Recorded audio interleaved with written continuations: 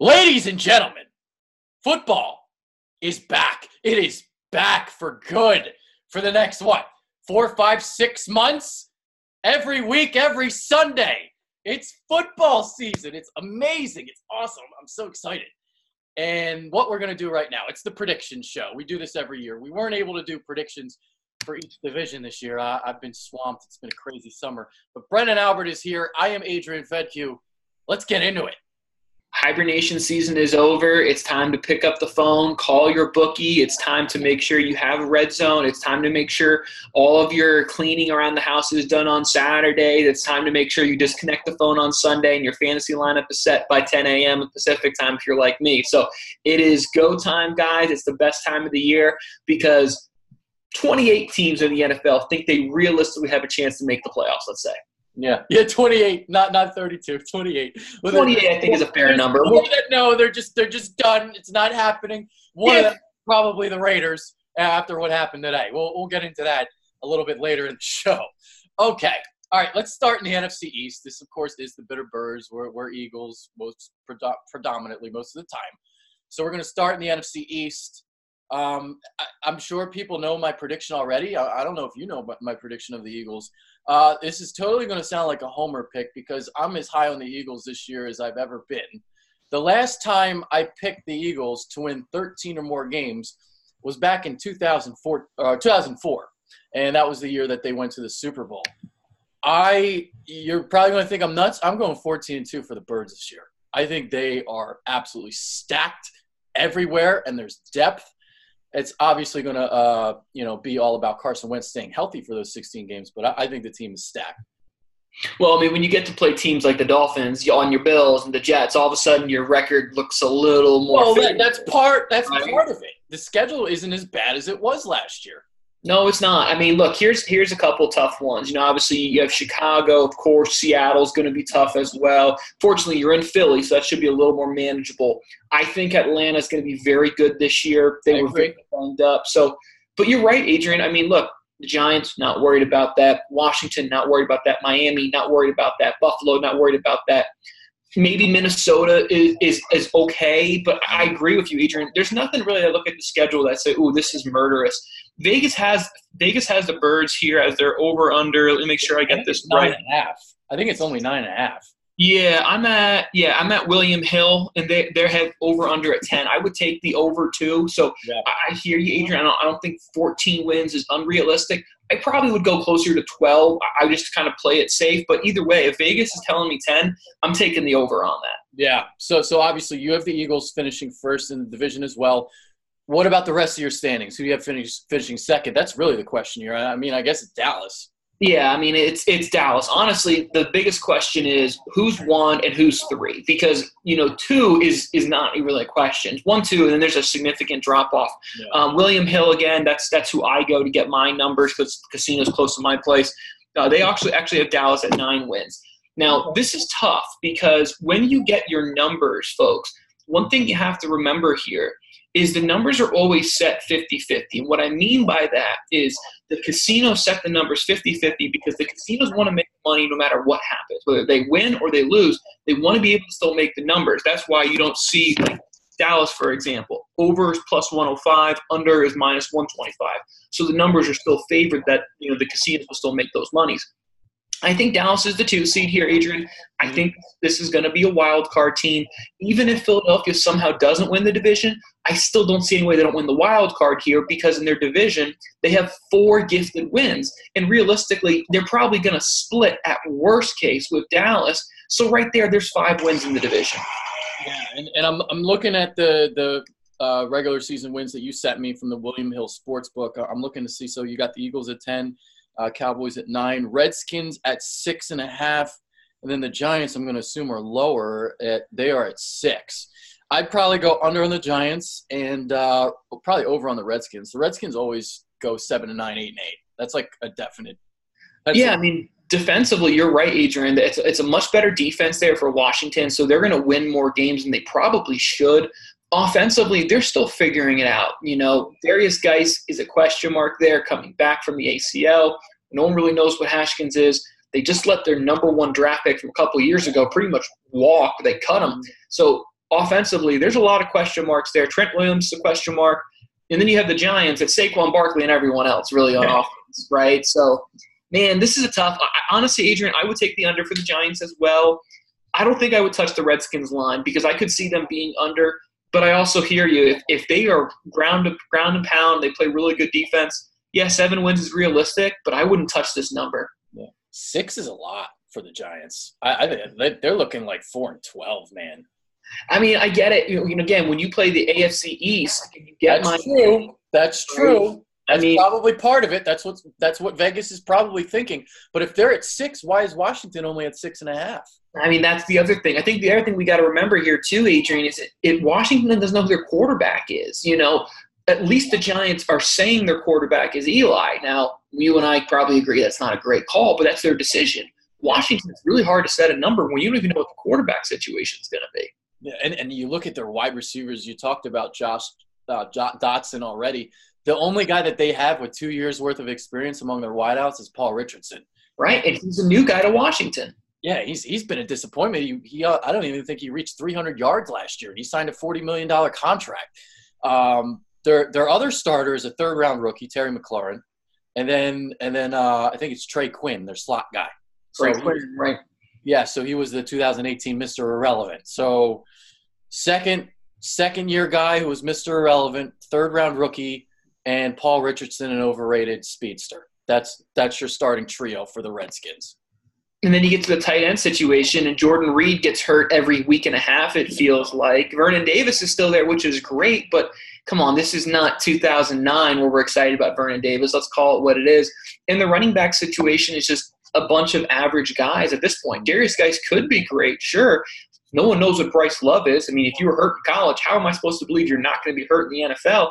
Adrian Peterson's still there. Chris Thompson's there. There's nothing really that really gets me excited about Washington. The most exciting thing about their offense is someone who's not even reporting, and Trent Williams, who's going to get traded at some point. So I think I would take the under. If you force me to pick one, I would take the under, but I wouldn't take this bet. Yeah, so you talk Trent Williams. He's still holding out. Donald Penn is their left tackle. Eric Flowers is their left guard. Yeah, okay. All right, let's move on to another division because the NFC East is kind of easy. Let's do it. The NFC North is a little bit more difficult. So is the NFC South. We'll go with the NFC North here.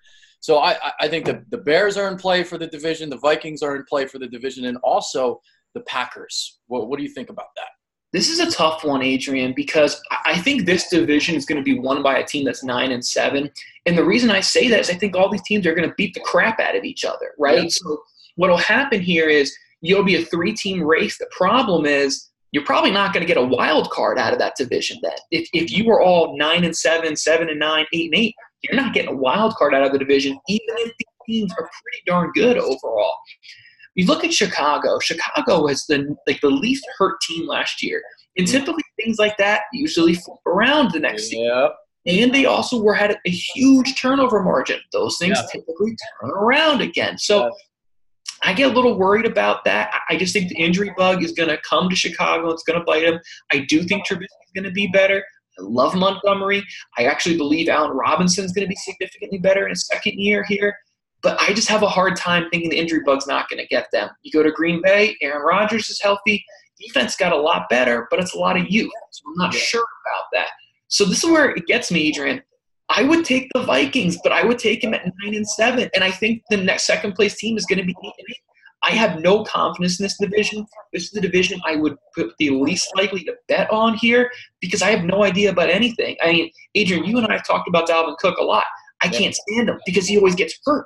So I can't bet on the Vikings, but, oh, God, Adrian, they're the most consistent team right now. I get Chicago. I just think the injury bug's going to come back to Chicago. So I would put the money on the Vikings, understanding here the line's going to be better for the Vikings more so than Chicago. So that's the reason I would put my money here, Adrian, on Minnesota. So you talk about 9-7. Well, according to this William Hill Sportsbook, they have the Bears, Packers, Vikings, the over-under at 9 for all three teams. Right. Well, there you go. All right. My sleeper team, I don't know if they're really a sleeper for the season, but I'm looking at Green Bay, and I'm looking at a new coach here. Now, I don't know how good Matt LaFleur is going to be, but this is more about Aaron Rodgers being reinvigorated more so than anything. Because with Mike McCarthy, man, that offense was getting bland over the last 4 to 5 years. And you bring in Matt LaFleur now, you're going to see more bunches. You're going to see more stacks. You're going to see a more modern type of offense, probably see some RPOs and stuff. And the other thing that's important about this Green Bay team, they're going to give Aaron Jones the football, finally. Mike McCarthy, just stubborn as fuck, not giving him the ball over all these years. I mean, he's been on the precipice of breaking out every single season, but Mike McCarthy didn't let him. So now you're going to have Matt LaFleur. Obviously, with Tennessee last year, they ran the ball a lot. I think we'll see some more running in Green Bay. And that's the team I'm looking out for. Because Chicago, I'm 100% with you. Those things normally flip. They also lost Vic Fangio. They're playing a first-place schedule now. There's a target on their back. I don't think they're going to get to the playoffs. Vikings, I don't know. Yeah, I get it. I don't know. 9-7 seems right. So I'm going to go Green Bay at 10-6 to win the division. I hear you, everything you said there, Adrian. I mean, look, I just have a hard time with the Packers offense. And I say that because as good as Aaron Rodgers is and Devontae Adams, what's the next best option? Question marks. Yeah, because you got Scatling and then you have Geronimo Allison, and it's like, what do you have after that? Marcel Brown, Jimmy Graham, Jamal Williams. I mean, look, are any of us really thrilled about any of these guys? No. And let's be honest, Adrian, when's the last time you trust a French? I can't really trust a guy with a French last name. I know it's completely – but look at this. Look at the numbers here, right? So here's the payouts here. For the Bears, 9-5 odds to win the division. Packers 2-1. The Vikings 11-5. And again, all the over-unders are 9. So, again, if you're asking me from a financial standpoint, the best payout here is Minnesota, and it's actually a pretty low risk. So I like the Vikings for that type of payout reason there. I still worry about Minnesota's offensive line. I wouldn't be surprised at all if Chicago goes 10-6, 11-5. I'm just going to say, Adrian, those numbers, those injuries, they usually flip around on you there. Yeah, and that was a great point by you to start our division there with the NFC North, talking about all that stuff, because I've been kind of harping on it like all offseason. I'm just not buying the Bears. The Bears seem to be a team that like everyone's getting behind for this season, and I'm just not really buying it. So, and then Green Bay, you talk about the offense, but I do think the defense is ascending. I think they have some pieces there. With the secondary especially, because you look at where they were, say, 2-3 years ago with the secondary, they were arguably the worst in the league. So now at least you have Jair Alexander, who kind of looks like a stud for them already. You have Adrian Amos, who they brought in during the offseason to play safety. So, it's better than it was. It's not like, I would say top 10 or anything, but it's better than it was. And then you have some guys along the interior. Kenny Clark was drafted a couple years ago in the first round. He looks pretty good for them. And then linebacker situation looks, again, better than it was 2-3 years ago. If you remember, it was terrible. They had to play Clay Matthews inside because that's how dire it was. So it's a defense that's probably in the middle of the pack now instead of being bottom 5 or 10. Absolutely. And obviously they put that infusion of youth there with Darnell Savage here and bringing in Rashawn Gary as well in the first round. So they went there. They also went with the outside linebackers, brought money in, bring in Preston Smith, bring in Zadarius Smith as well to kind of get some edge pressure. So there's a lot of money that's been invested, which is not the typical Green Bay way. That's not at all. So I just have a hard time betting on a lot of changes in Green Bay all of a sudden instantly being very good. I wouldn't be surprised, but like I said, Adrian, the money line here, the payout, that's what makes me pick the Vikings more than anything, truthfully. Yeah. Okay. All right. Quickly on Detroit, they're going to do anything. Let's see what their over-under is here. Lions are at 6.5. Sounds about right. They'll probably go between 6 or 7 wins, so I wouldn't touch it. Yeah, I'm with you, buddy. This is a tough one. I mean, they put a lot of money in on that defense, and good for them. And they obviously have Kerryon Johnson, who's looked pretty darn good. They actually have some pretty nice receivers here as well. On paper here, offensively, this might be the best offense in the division. Actually, I would argue maybe second. I would take Minnesota because the 2 receivers they got are really freaking good. Yeah. But offensively, they can go. Defensively, they put money in here. I'm just not a buyer of Matt Patricia. And it's simple as that. In the end of the day, Adrian, I just can't have any confidence in him. Is it Matt Patricia or is it all Bill Belichick coaches? I would go Matt Patricia. I'm actually a bigger Bill O'Brien fan than most, and we're going to talk more about Houston in a little bit, but I would say it's more Matt Patricia personally. Okay. All right. Let's move on to the NFC South, and I'm curious to get your thoughts on this division because of what we were talking about before the show. The Saints are the favorites to win the South. Mm-hmm. Under for them is 10.5 wins. You got the Falcons at 8.5, Carolina at 7.5. And then the Bucs at 6.5. I would expect the Bucs to probably finish fourth in the division. So, do the Saints win the NFC South? What do you think? No, give me Atlanta. I would take Atlanta here with 8.5. This is a number I feel very, very confident is going to be over. Atlanta was one of the most. This is a lock. 8.5. That's a lock. This is a lot of confidence I would have at the over here at 8.5 here. Atlanta was one of the most injured teams last year. If you don't believe me, go watch Week 1 of the Philadelphia Eagles and look at how many times the injury staff from the Falcons are walking onto the field. It felt like they were on the field more often than Matt Ryan in that game. Okay, so this was a team that really got hurt by the injury bug. Again, things flip typically here.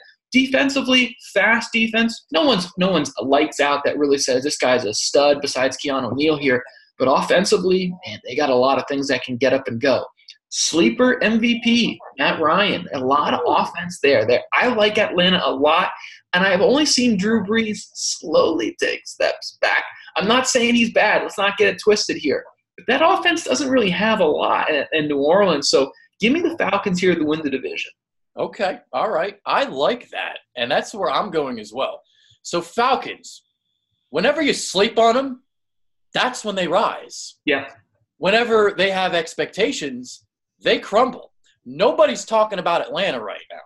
That's why they're going to go like 11-5 and probably win the division. That's what they do. This is Atlanta. What it has done historically for like the last 5 to 10 years. And the Saints, might be taking a little bit of a step back. We'll get into them shortly. So you talked about it. All the injuries, Deion Jones, Keanu Neal. They lost both of their guards. They lost Devontae Freeman. They started the season 1-4. It was a complete disaster. But now the slate is clean. Everybody's back. Everybody's healthy. And you look at the offense and what they can do. I mean, Julio Jones, Calvin Ridley, what they can potentially do. You got Freeman back. And then the defense has been getting better slowly but surely each and every season. A lot of speed on that defense. That's obviously what Dan Quinn is known for. So Falcons, I'm with you. 11-5, win the division. Boom. So now let's get to the Saints. Why do you like the Saints now to finish second and not third? Well, I mean, I just have a hard time betting against Sean Payton. Sean Payton's one of those guys that, honestly, Adrian, I have this sneaking suspicion. And this is going to be a kind of a farce, all right? So let me a little stretch. Drew Brees retires. Sean Payton gets traded to the Cowboys, and he becomes the head coach of the Dallas Cowboys. That just seems like it would make a lot of sense to me in those type of situations. I love Sean Payton. He's awesome. Offensively, though, Alvin Kamara, stud. Michael Thomas, stud. And then I get a bunch of question marks. Did you know they don't have another receiver on their roster that's caught more than 25 passes? That's unbelievable. So I get Michael Thomas as good as he is, but he hasn't missed a game, and I know he's Mr. Reliable. But if he misses one, you're fucked offensively. Fucked. Because you have nothing outside there besides him. Jared Cook comes in. That's a nice little piece. Very good offensive line. Latavius Murray is a nice kind of guy to be that running back 2 with Kamara there. Defensively, better than people think. This is a defense that's a lot better than people think. Defensive backs are very good here. Davenport really needs to be a step up here. But, Adrian, I just look at the depth of Atlanta's offense, and I say it's much better than New Orleans. Even if you have a better quarterback, I like the Falcons more. But I do have the Saints in the number 2 position here in the South. I'm curious to get your thought on this because, obviously, when the new season starts, you're going to see new stuff within the offense. But for, I'd say, about a year and a half, Sean Payton was ahead of the rest of the defensive coordinators. He was figuring out a way to use Alvin Kamara and Michael Thomas, even though that's pretty much all they had. But then teams started to kind of figure them out as last season was coming to a close. They weren't scoring 30-plus anymore. That offense was not a well-oiled machine. So is that something that defensive coordinators have now figured out about the Saints, or do you think Sean Payton can now make adjustments, easy for me to say, heading into the season to combat this? Honestly, Adrian, this is one of those things where I hate to step out on the ledge and be proven wrong because he could win the MVP this year. But I think this is more a regression of Drew Brees than anything. I mean, we're seeing more and more of the ball being 20 and under. Now, I get it. That's because Michael Thomas is more of the possession type of guy. He's not the burner, and they don't necessarily have a stud burner. They have a couple guys who can run straight, but I don't think any of them are Pro Bowl level guys opposite Michael Thomas. So that's kind of more of where their skills are. But I think the roster is reflecting more of what Drew Brees' limitations are starting to become, more so than we're trying to give more options to let Drew stretch the field. I think New Orleans is realizing we can't stretch the field as much. Take a look at when Drew Brees plays outdoors. Ooh, the numbers really, really drop off there. Try watching him throw deep out and see how it looks, because it's not the way it used to look. Yeah, I think there's a reason here, folks, why New Orleans paid as much money as they did to keep Teddy Bridgewater in, and there's a reason that they like playing Taysom Hill as much, just to kind of give him another wrinkle to the offense. I get it, but when you start investing more and more money into the backup, it's not just because Drew Brees is old, it's also because the limitations are starting to become more obvious. So I can make the argument here that the Saints might be the most disappointing team in 2019. They may not even make the playoffs. What about that? I don't think that's a stretch. Now, I think if we're going that far, my rebuttal would be if Cam Newton is healthy. Because if Cam Newton is healthy and plays the whole season, I could argue the Saints finish third. I very much could here, because I buy everything you're selling me, Adrian, about the Saints. That said, I could still see them go 11-5 because Sean Payton and Drew Brees has that ability. Yeah. But I like Atlanta far more than New Orleans here. And then we get to Carolina, and it all comes down to that right shoulder of Cam. That's really what it comes down to in the end of the day. Absolutely. And you got DJ Moore in his second year, Christian McCaffrey going to be doing everything. So, the weapons there are not what they were a couple of years ago. Kelvin Benjamin no longer there. And then Blanken, who's the other one? He's in Curtis Samuel. You got Curtis Samuel now. He's with the Colts now. Devin Funchess. Oh, yeah, Devin Funchess. Completely forgot about him. So, Carolina, they seem to me like 7-9, 8-8. And then Atlanta 11-5, Saints like 9-10 wins. My bold prediction coming into the year was either the Saints or the Rams wouldn't make the playoffs. That was my thing, and I think it's going to be more the Saints than the Rams. I would echo that, because the division certainly is more favorable for Los Angeles than it is for New Orleans here. I think 7 wins is realistic. Vegas has them at 7.5 for the Carolina Panthers here. I think this is a team you could see them go 8-8. You could see them go 9-7. Anything more than that seems unrealistic, though. I agree. And then quick thoughts on Tampa Bay, new head coach Bruce Arians. Does he do anything with Jameis? Sure, just let Jameis go out there, take all the hits, lose as many games as you can, and look at a quarterback next year. That's as simple as it gets, folks. So I think they were at 6 on the over-under here. Yeah, they were. I would take that under with pretty good confidence. Yeah, that's an under. That's 6.5. That's an under. 6 is under Tampa Bay all day. Okay, NFC West. I just made my bold prediction. Either the Saints or the Rams won't make the playoffs. Now, earlier in the summer, I had the Niners winning the West. I don't feel so good about that now. So I'm going to take the Rams to win the West at like 10-6. Adrian, I think I would echo that. I think the Rams are the best team in this division, and while I do believe Seattle has gotten better, I don't think anyone's gotten better enough to knock them off the pedestal. Yes.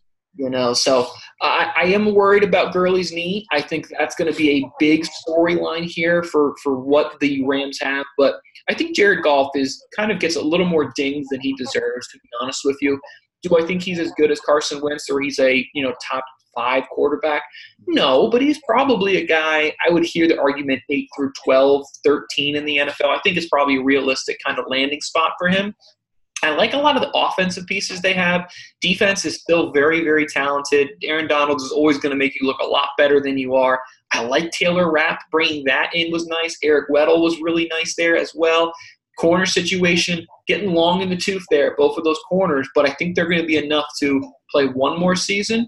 But after that, Adrian, I like the Hawks. I like what they did on defense. But offensively, I'm still not confident in Seattle yet. Yeah. Rams over under 10.5, Seahawks at 8.5, San Francisco also at 8.5. I've been liking what the 49ers have been doing defensively. I love Kyle Shanahan, but I'm a little worried about Jimmy. So I don't know if I'm liking the Niners as much as I did 2 months ago. That was my big, bold prediction for the season. The Niners were going to win the West at like 10-6, but I don't know about that anymore. So I got the Rams now at 10-6 instead.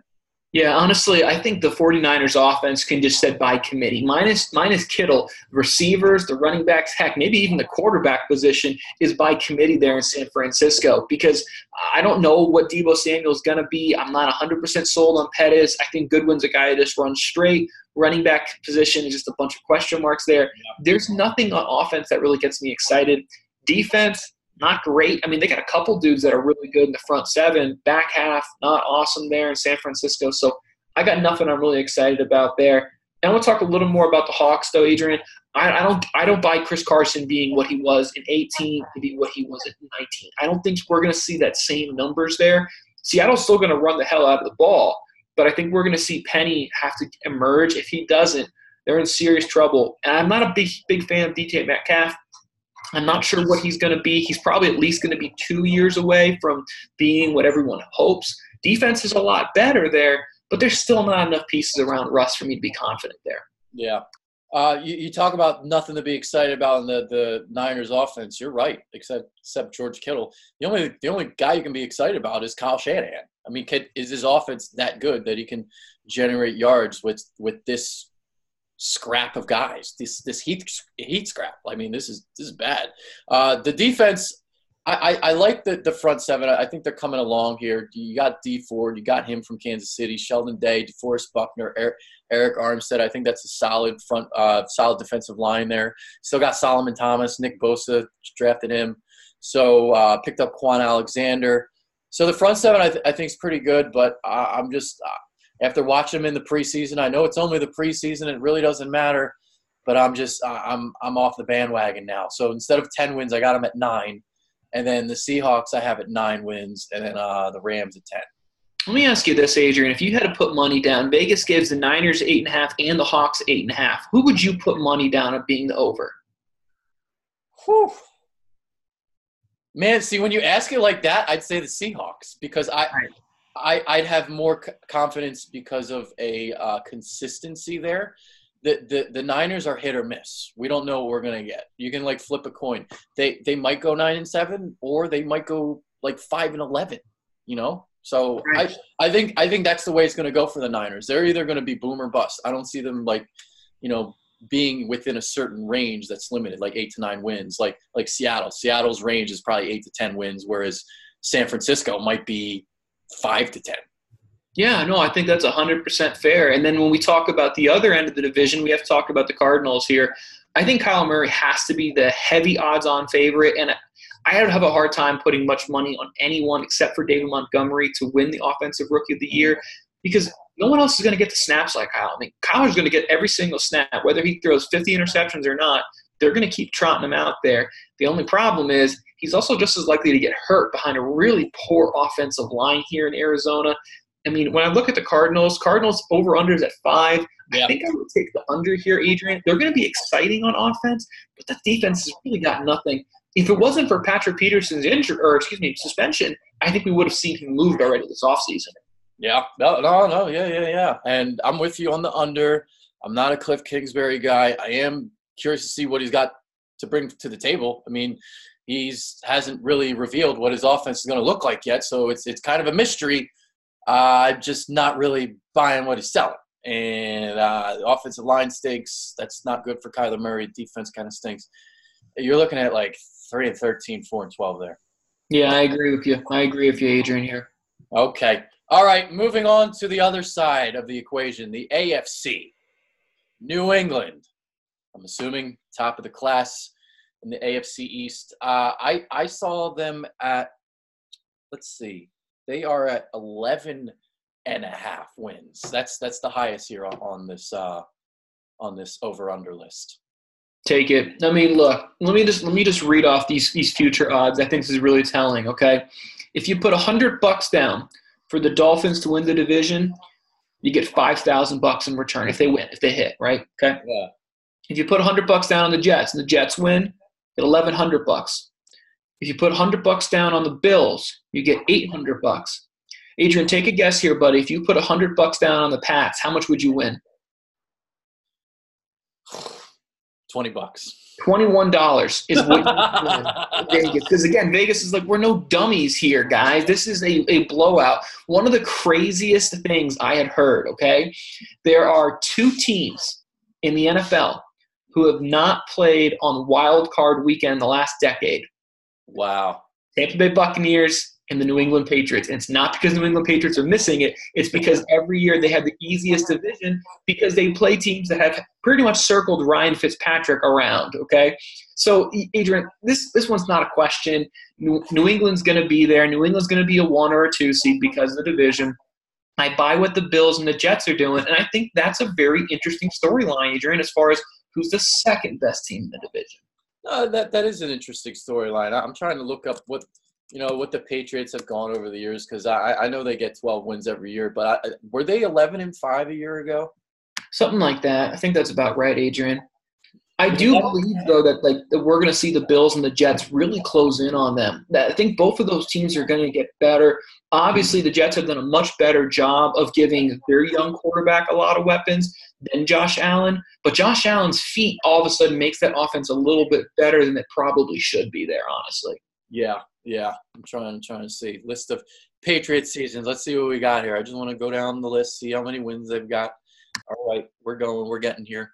They did go 11-5 a year ago. So 11-5, they won the Super Bowl. That was the first time they had less than 12 wins since 2009.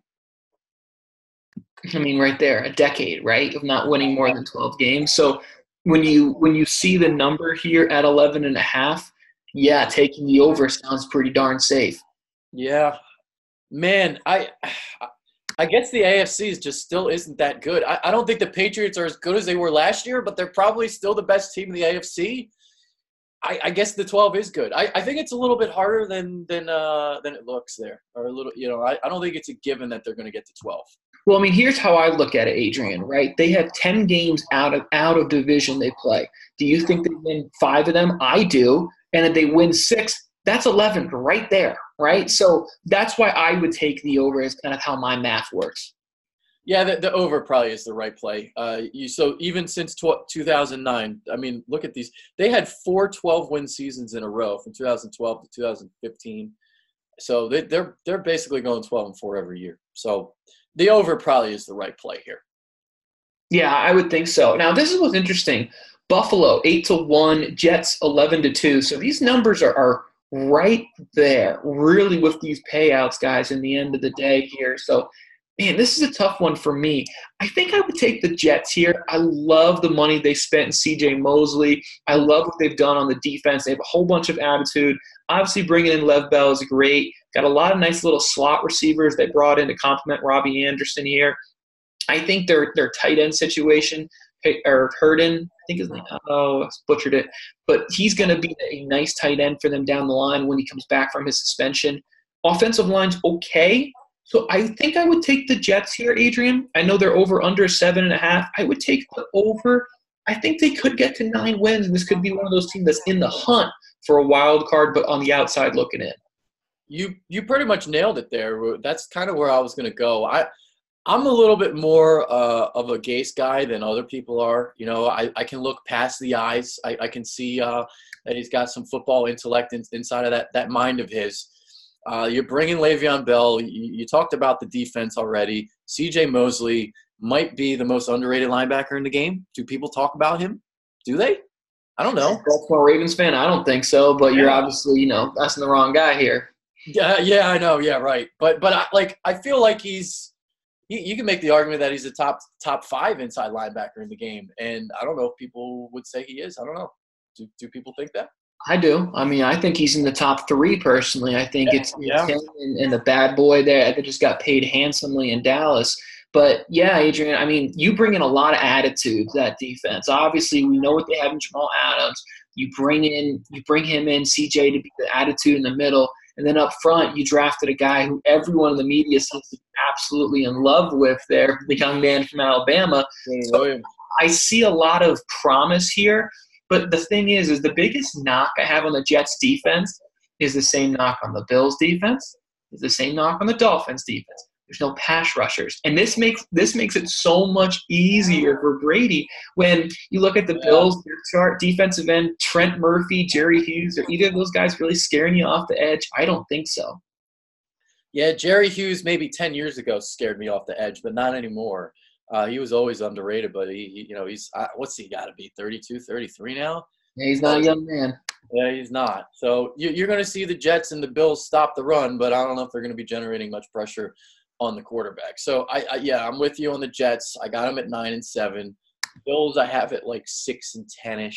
Okay. And Miami, I think they're trying to tank. So I got them at like 4-12, 5-11.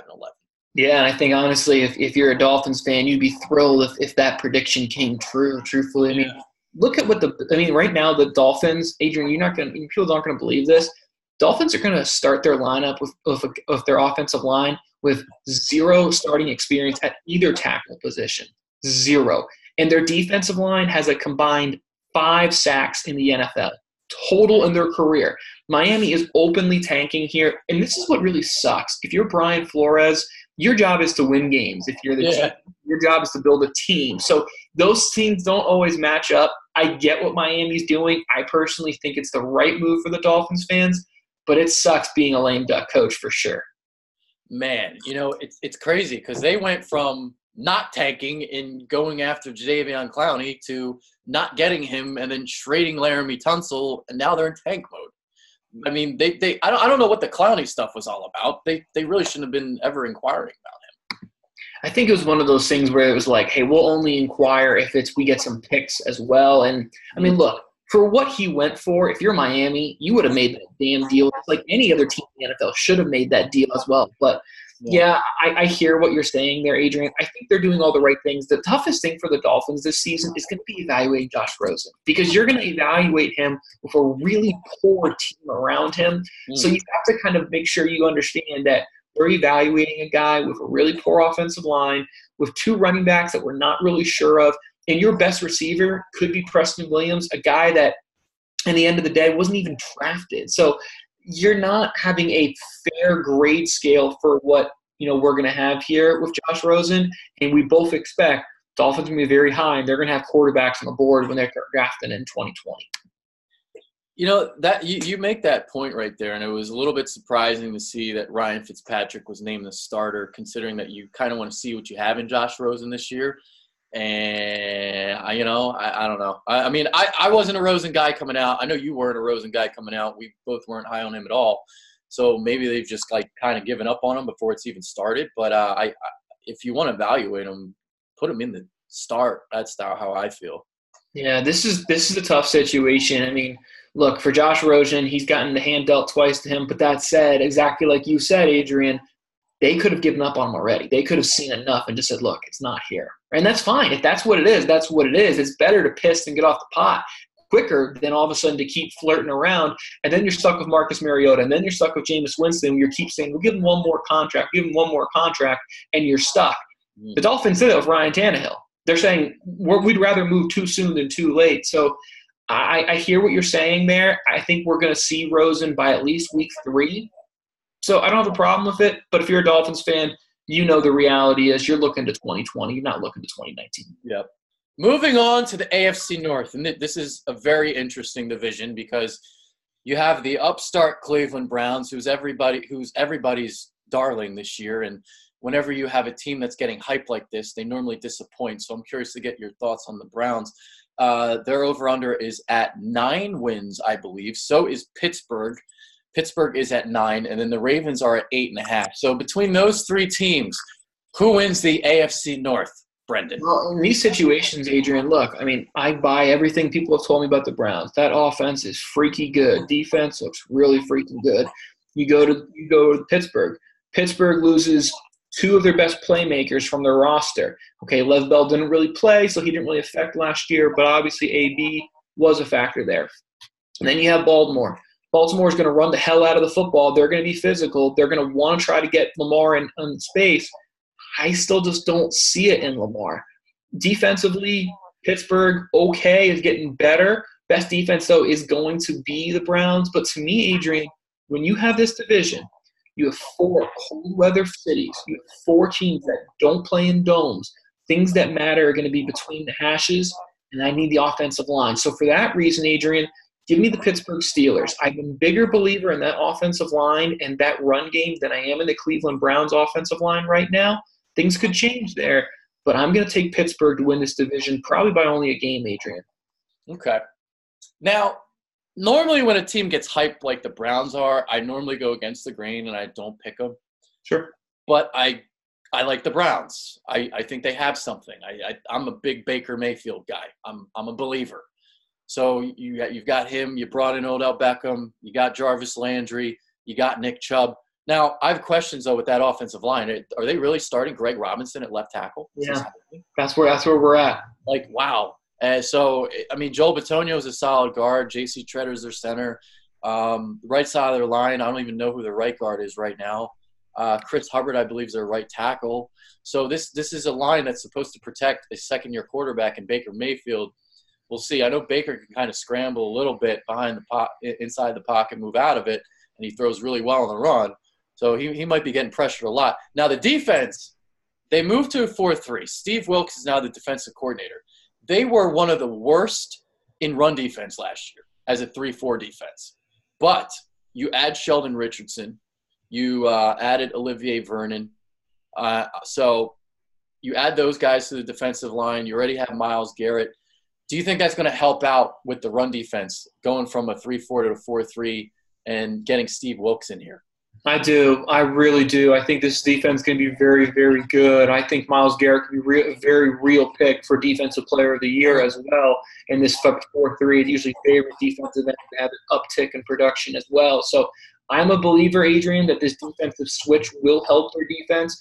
You talked about, Adrian, against the run. You better be. Because Cleveland or Cincinnati, their best player is the running back. So you know Mixon's going to get the ball. Yeah. James Conner's going to get the rock. Lamar Jackson, Ingram, Hill, whoever in Baltimore, they're going to run the ball at you. So you better be able to stop the run. And I think Cleveland's going to be able to do that this year. Yeah, and I think that's the key to winning the division is stopping the run because they haven't been able to stop the run over the last 2, 3, 4 years. But this year, if they stuff it, they should win the division because of how important it is running the football within it. So I think that's why Cleveland gets to, like, say 10-6. So it's the run defense is better, the offense is better, and I'm a believer in Baker Mayfield. So I think he can handle all the hype, handle all the expectations, and I think the Browns are going to be okay. So 10-6 for Cleveland, and for second, you know, people are sleeping on Pittsburgh, and I'm glad to see that you picked them first because I'm not seeing a lot of people picking them atop of the AFC North. 7-2-1 to start the year last year before the Steelers kind of fell apart. And I think people forget that they started 7-2-1 last year. I know they lost players, but this is still a formidable team. It really is, Adrian. TJ Watt, one of the most underappreciated pass rushers in the NFL. Dude can absolutely get after it there. I get it. Losing AB is a massive blow.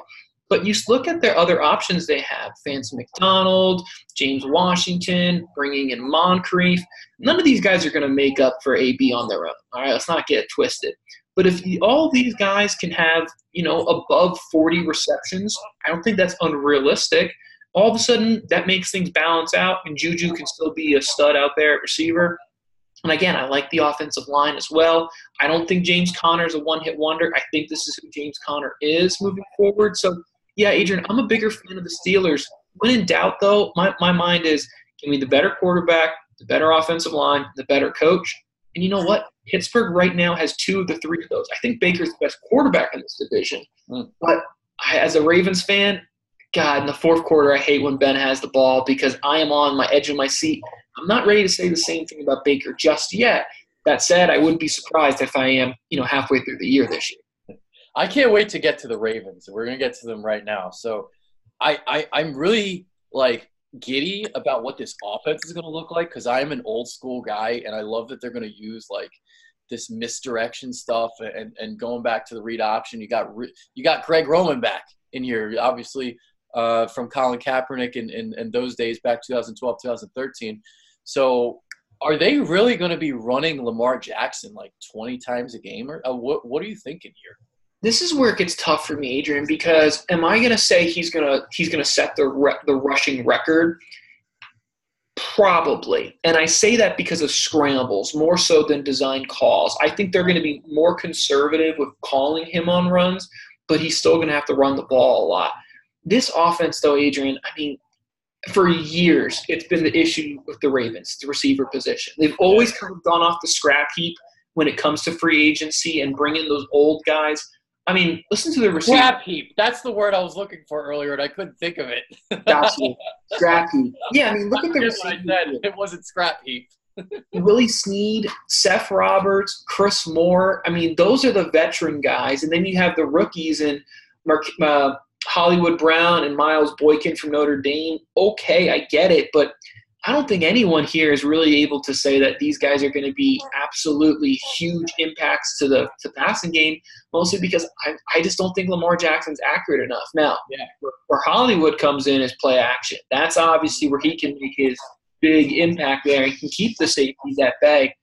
But, Adrian, I'm just not sold on Lamar. As simple as it is, I'm just not a Lamar guy in the end of the day.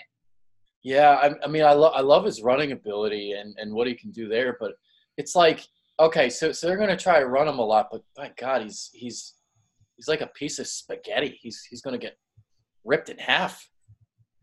Yeah, and honestly, again, like when you talk about offense and you talk about teams that are going to run the hell out of the ball, this is my favorite stat about the Baltimore Ravens.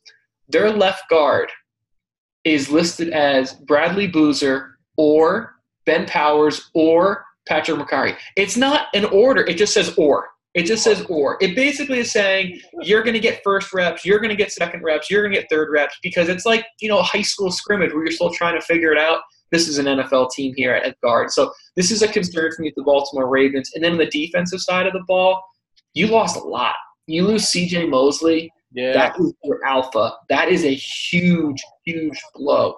Pass rushing, I'm not confident here. Chris Wormley, McPhee, Bowser, Kenny Young, Jalen Ferguson, a lot of these guys just haven't done it yet. Now, the one thing I will give the Ravens credit, they've always been a team, aside from like Suggs, who has had everyone had like 3 or 4 sacks, and that's where they lead the team. They're so high in the NFL, but really, really low in terms of total sacks. Defensive backs, though, scary good. The Ravens are really going to be able to cover teams and play a lot of man defense here. Obviously, it hurts having Young getting hurt again this year. But the back half of this defense really makes the front half on third and long look a lot better than they are. Yeah. So I'm going to go with 9-7 for Pittsburgh, and then 8-8 for 8-8 for Pittsburgh, 9-7 for Baltimore. And then Cincinnati is going to be really bad. So like 4-12, 5-11 for them. Yeah, I think I'm going to take the Steelers at 10-6. I'll take the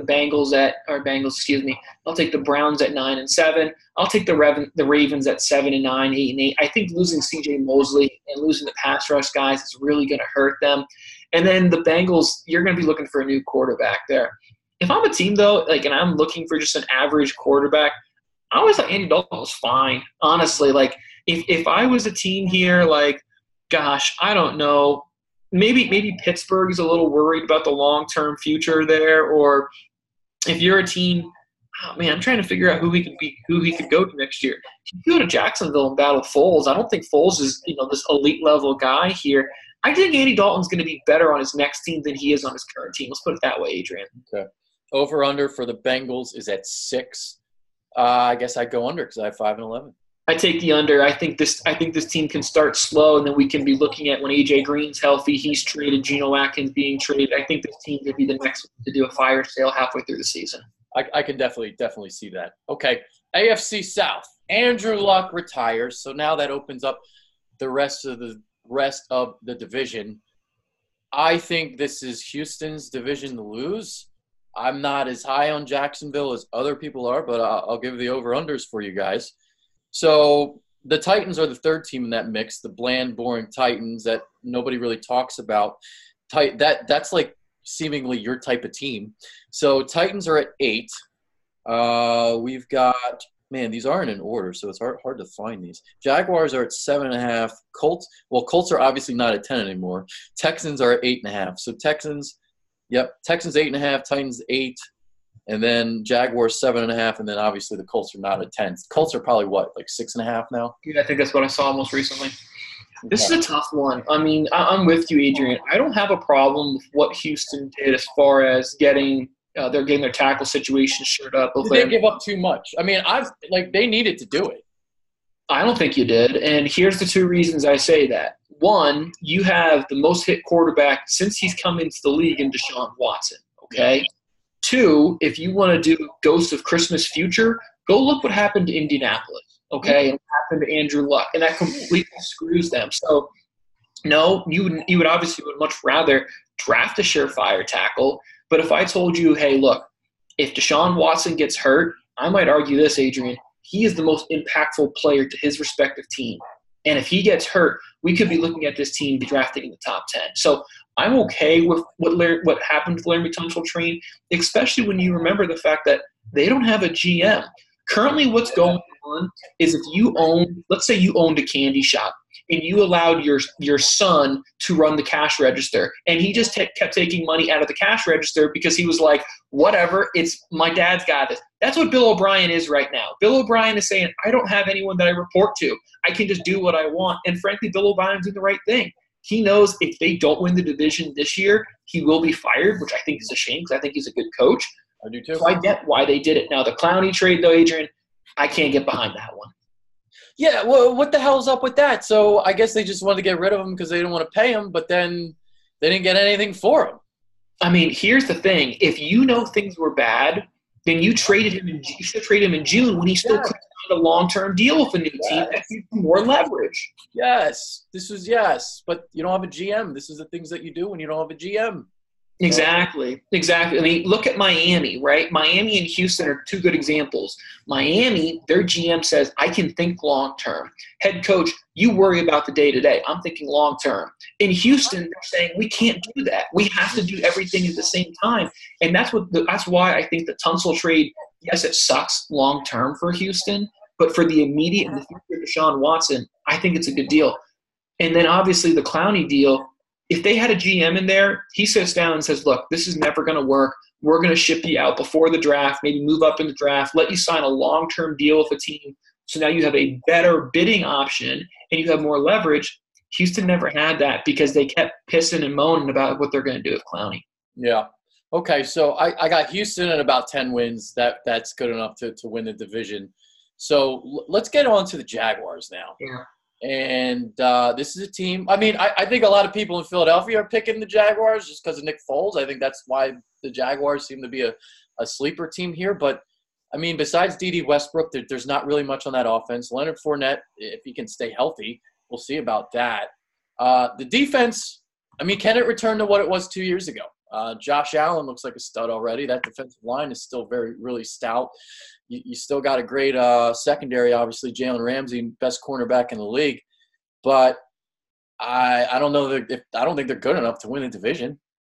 I wouldn't be surprised if they win the division, Adrian. I think this is going to be closer than people think. I think it's probably going to be an 11-win Houston team, a 10-win Jacksonville team. Okay, you like Jacksonville a little bit. I do. I have the Jags as my wild card team this year. I actually think on paper the Jags should be the team that New England would want to play the least, just because of that defense. But when you look at that pressure that they can get on Brady is I agree with that. Exactly. I mean, look at this. Calais Campbell was a guy who was up there for Defensive Player of the Year last year. Marcel Darius, Taven Bryant, Yannick Ngakoue, Josh Allen. I mean, all of those guys right there, they can get after you. Now, obviously, it is a bit of a loss there for them when they had Telvin Smith step away from the season this year.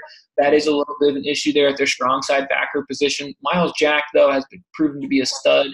Jalen Ramsey, in my mind, you can keep talking that shit, man, as much as you want because you're backing it up. So I got no beef with it. I think this team can be really good on defense. You're right, though. It all comes down to Leonard Fournette running the ball and then just figuring things out on the opposite receiver position. I think Nick Foles is going to be an improvement here, Adrian. But I look at it like this.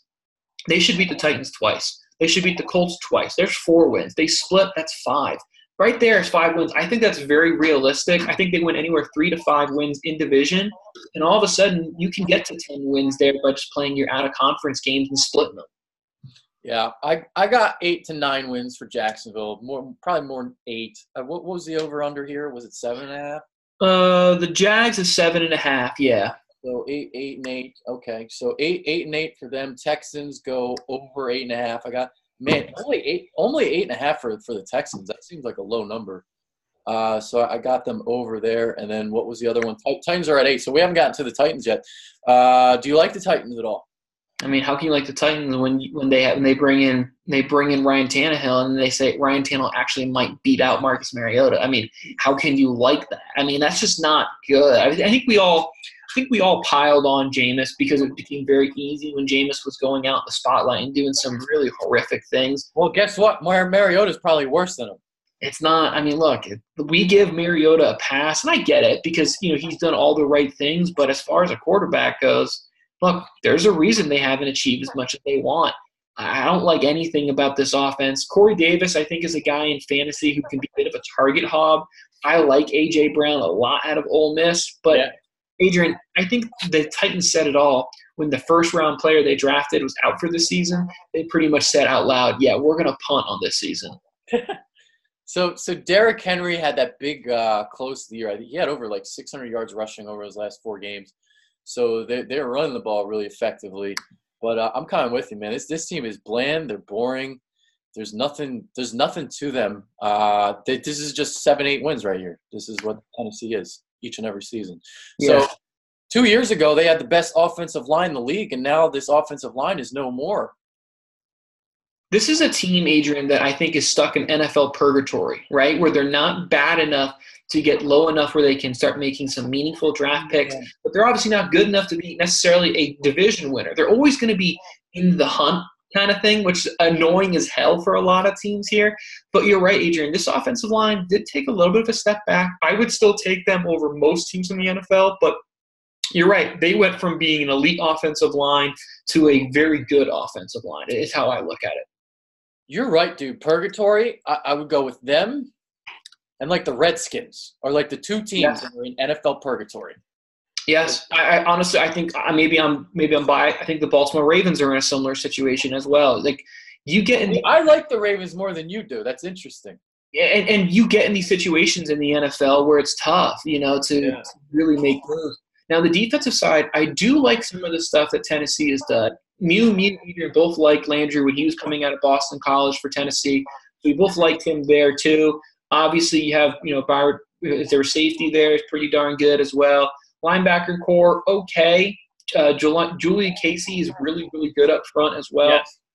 I mean, look, they have some pieces, but they don't have anything, Adrian, that tells me, are they as good as defense as Jacksonville? No. Are they as good as offense as Houston? No. So how can I like them to be anything more than, like you said, 7-9? Yeah. Okay, one more division to go. So we're looking at 2 playoff teams in the Chiefs and the Chargers, most likely, I would think. And then you have the Raiders, and you got the Broncos. But let's start with the Chiefs.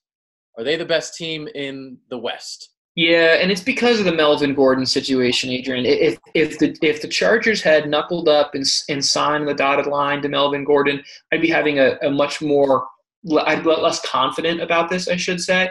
But because of that situation, I can say with pretty high confidence, Adrian, here that the Chiefs are the best team. The Chiefs will win this division. And honestly, Adrian, I think the Chargers missed the playoffs. I think the 2 wildcard teams are going to be the Browns and are going to be the Jags. I'm just very, very worried about this depth that everyone believes they have behind San Diego.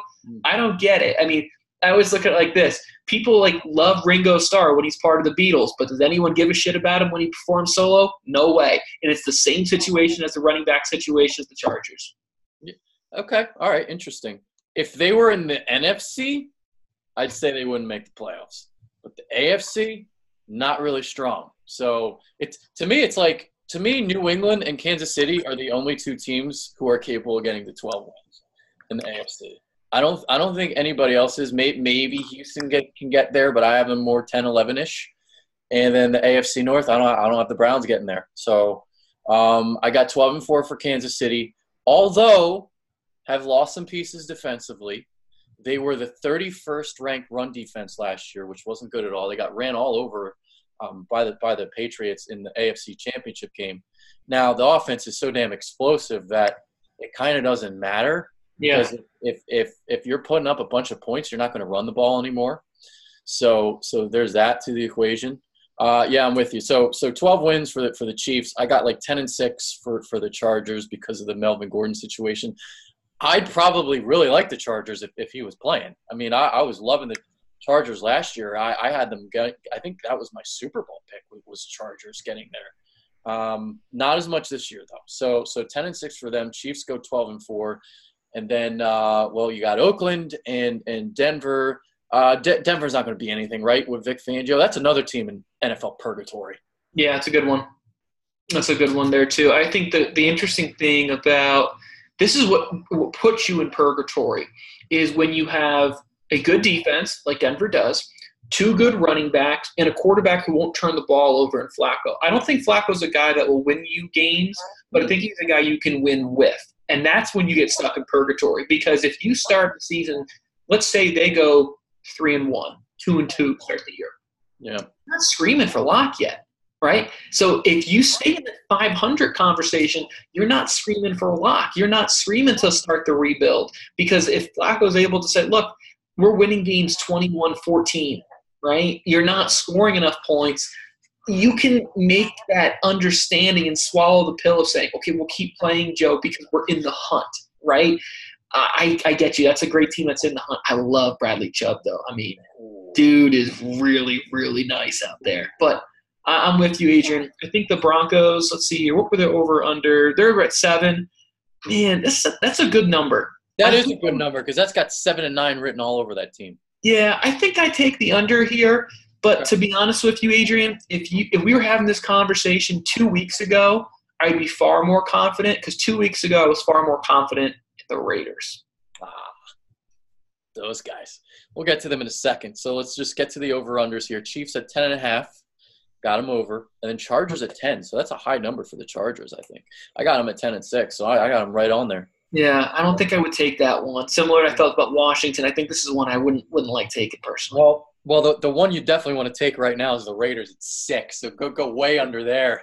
Yeah, man. Antonio Brown. Oh, what are you doing, bro? Oh God!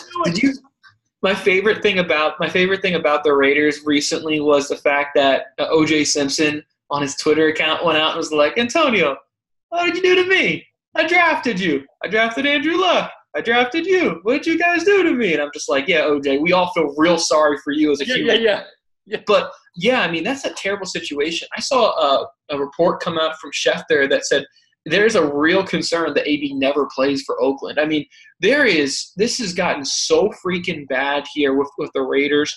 And, man, the only good thing I would say about Oakland is they really didn't give that much up to get AB and roll the dice on them. So I can kind of not bury them for that. But you're right, Adrian. This is looking like a bad situation in Oakland early. I mean, well, to be honest with you, they really shouldn't have been trading for him because they're not in a position to win.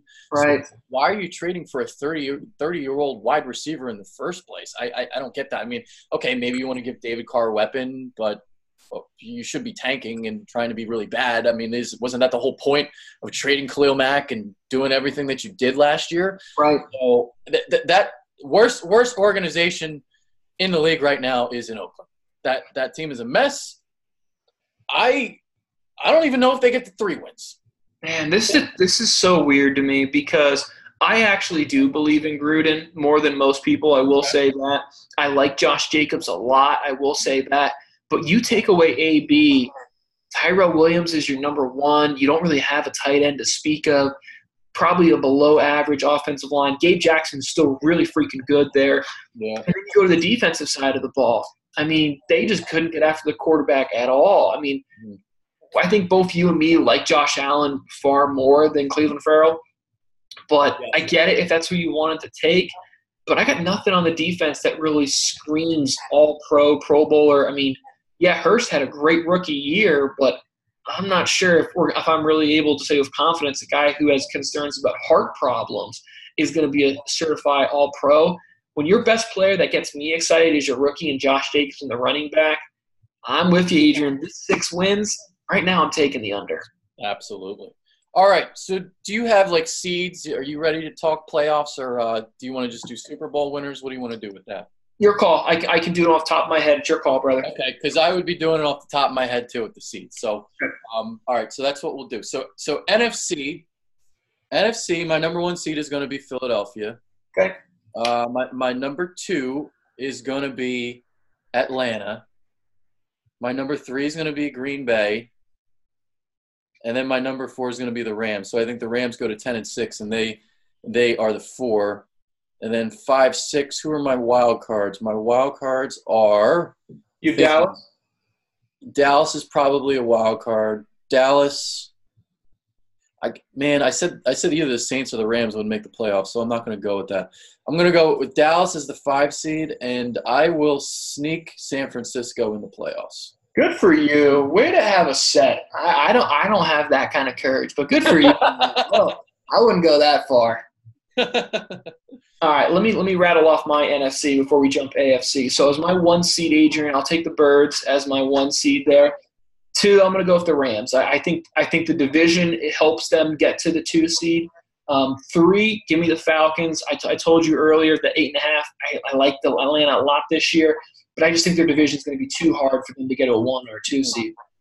4, I'll take the Vikings. This division in the NFC North is the one I really have no confidence in. Whoever wins this, I won't be surprised unless it's the Lions, truthfully. My wild card team is the Cowboys, which is a shame because they're probably the second best or third best team, and they're going to be the 5 seed if this way it works out. And then I'll give my my last wild card. I'll give it to the Saints. I'll have them slide in there. Okay.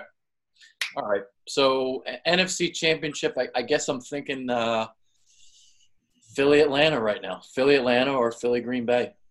So probably Philly Atlanta. Atlanta's really flying under the radar, and no Sarkisian there anymore. You got Dirk Cutters, your offensive coordinator. You got weapons. So I think they're going to look a little bit more like it was back in 2016, and we're going to see Philly and Atlanta in the NFC Championship game.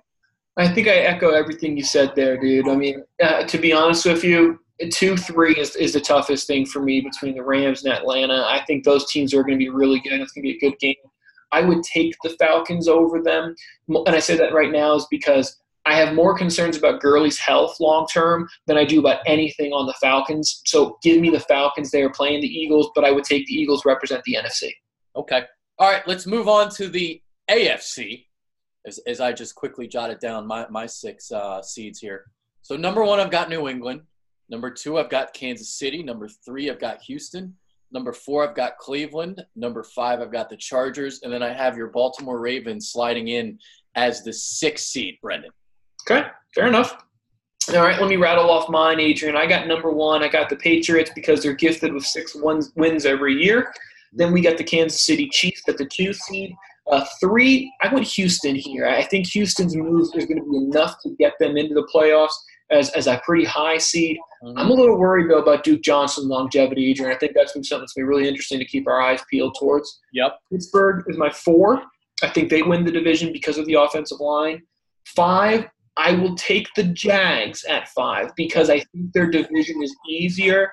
Cleveland still makes the playoffs in my mind, but as the 6th seed.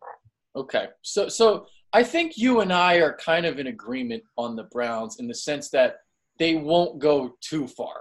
They're going to make the playoffs, but cool off your jets after that. I think that's fair, Adrian. I mean, how I have this matched up right now is they would go and they would play the way it would shake out. They'd play Houston or Pittsburgh.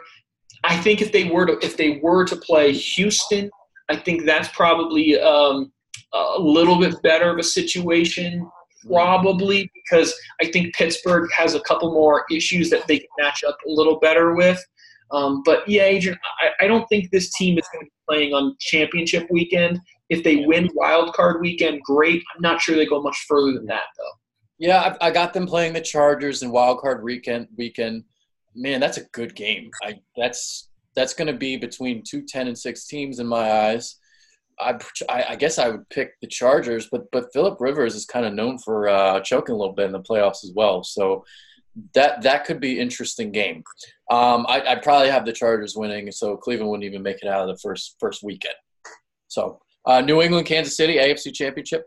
Yeah, I think that's fair. I think that's a fair one. I think, like I said earlier, the team I think that would scare New England schematically and matchup-wise the most is the Jags. Yeah. But I would take New England to win the NFC in the end of the day, Adrian. I just think their division makes it so easy for them to play home field, and it's so damn hard to beat Brady, especially when they're at home. I think Kansas City got better, but I don't think it's significant yet. So I don't see anyone else getting better. So how can I pick anyone against the champs? You're going to be surprised about this. If there's a sneaky team that could get to the AFC Championship game, I think it's Baltimore because of how they run the ball and the defense and slowing it down and limiting possessions. Now I would have Baltimore playing New England here in my scenario in the divisional round, so I wouldn't have Baltimore getting past them. But if Baltimore plays Kansas City, and you look at their run defense, which was 31st in the NFL last year, not good, that could be a game where Baltimore gives Kansas City a lot of trouble. Yeah, I mean, from a matchup standpoint, Adrian, it makes sense. And from Baltimore's perspective, you're playing Kansas City, like, look, it's pretty straightforward and obvious. Play keep away here. So exactly. I get what you're saying, Adrian. I'm just not buying the Ravens. Even if they get in the playoffs, I'm not buying it. And the reason I say that is because you can't expect, 3 straight games you to win games in 20s and below. And I think that's what realistically Baltimore has to do with a limited passing offense at this time. Yeah. Okay. You want to talk MVPs, Rookie of the Years, real quick before we head out? Let's do it. So in my Super Bowl, just as a kind of a recap, I have the Patriots and I have the Eagles as my Super Bowl teams. I'll take the Birds here in this situation, but I am a little worried, Adrian. This is not with much confidence. This is 51-49, to be honest with you. I think, actually, to be honest, in my own podcast, I think I took the same thing and I took the Pats. But I'll take the Birds, 51% here. Defensive player of the year. Let's start here. Give me Khalil Mack, and I think I'll take Khalil Mack because he kind of had a weird situation, traded late, wasn't super healthy, so he's going to be my defensive player of the year. MVP, I told you the sneaky one was going to be Matt Ryan, but my money's on Carson Wentz this year. So Carson is going to be my MVP guy. As long as he stays healthy, that offense is so freaking good. Rookie of the year, Kyler Murray seems obvious, but I'm actually going to go David Montgomery, and I say that because you usually have to be on a winning team for you to win awards. I don't think Arizona's going to win many games, and I think if David Montgomery and the Bears win the division, that's enough to put him over the top. Okay. All right. So I'm not going to go Wentz MVP because you went there, so I'm going to offer up something else. I'll go Aaron Rodgers, being reinvigorated in Green Bay. I don't know if he gets the 40 touchdowns or anything because of the receivers that he has, but maybe he throws so little interceptions because that's something that he can do as well. And, if they get to 11-5, 12 wins, I think he could be definitely an MVP candidate. I don't want to pick Patrick Mahomes again. I don't want to go somebody that's kind of up there in the odds. So I don't know. Aaron Rodgers is probably still up there, but I'll go there. So that's where I'll go. Defensive Player of the Year. You talked about it earlier. I'm a big Myles Garrett guy. So I think this is the year where he breaks out huge and he wins Defensive Player of the Year. Cleveland goes 10-6, and he gets the award because of it. Rookie of the Year, probably Kyler Murray. Kind of reminds me of, it's not Cam Newton, but when Cam Newton was the number 1 pick, and he was throwing the ball all over the place, starting right away. So I guess I'll go Kyler Murray. Defensive Rookie of the Year. Let's see. Is it going to be Josh Allen? Is he going to play enough? Because he looks probably like the best one already. Right. Defensive players. This is tough, man, because traditionally it's a pass rusher, right? So you go from the top of the draft. So you would say, okay, how about Nick Bosa, right? He was drafted really high. Cleveland Farrell drafted really high. Bosa's been hurt. Cleveland Farrell hasn't exactly been on a defense that's going to really allow him to be singled up. I'm gonna give you one, Adrian, and I know you're probably not going to like it. I'm going to take Sweat from the Washington Redskins. Him being drafted late, and that's a good defense as is, playing a pass rush situation opposite of Kerrigan. I think he has the most favorable situation to win because I think he's going to get the most one-on-one opportunities. Okay. That's interesting. I'm trying to think of like other candidates. Maybe Devin Bush of Pittsburgh. Ooh, that's actually a really good one, Adrian. Yeah. That's a really good one. That's the one that's like pops out because of the Ryan Shazier thing, and he's going to be really important for them. Yeah, I mean, Shoot. Yeah, you know what? I'm changing my pick. I'm going with him. That's a really good one. If I had put money down, he would be the one I'd put money down. If I was looking for an upside guy, probably with a good value by my bookie, I'm willing to bet Sweat would have a little better number because he got drafted later. But, I mean, look, when you get traded up for and you play defense, that's usually a pretty damn good sign. A team's really serious about playing you a lot. All right, dude, we just went over an hour. We might have went like an hour and a half. I was not expecting this to go this long, but I guess, I shouldn't be surprised because we went all the divisions. We didn't do a division preview, so we went through the whole thing just right now. I feel like it's one of those situations, Adrian, where you like holding a sneeze and then when you finally do sneeze, it's like really bad. That was pretty much us. We didn't really do a lot of off-season stuff, and we just held it in, and it just all came out on this YouTube video here, guys. It all came out here. Well, unfortunately, I had to deal with some stuff. I was out of action for a little bit during the summer. I don't know if you heard. I was dealing with some medical issues, and I'm on some new meds, and it kicked my ass a lot more than I thought it would. So it was like just hit me out of nowhere, basically. And then next thing I know, I'm taking like 2 months off of YouTube. So that's what happened. And I felt really bad for Tony because I know he was so excited for the Philly season. And, I couldn't get out of bed sometimes, my stomach was just killing me. So I feel better now, though, and I'm ready for the season. Well, we're glad to have you back. I know I speak for everyone and all of your fans. We are happy to have you happy and healthy again, Adrian. So it's good to have you back. But, man, I tell you what, some of the best medicine in the world is first weekend of the NFL season. So couldn't be. That was well played. What a perfect close to the show. That was great. That's Brennan Albert. I am Adrian Fecchio. Hopefully you guys watched all hour and a half of this, however long it was. Thank you for tuning in. We are out. The game starts Sunday, and the film rooms start next week. We're out. Appreciate it, guys.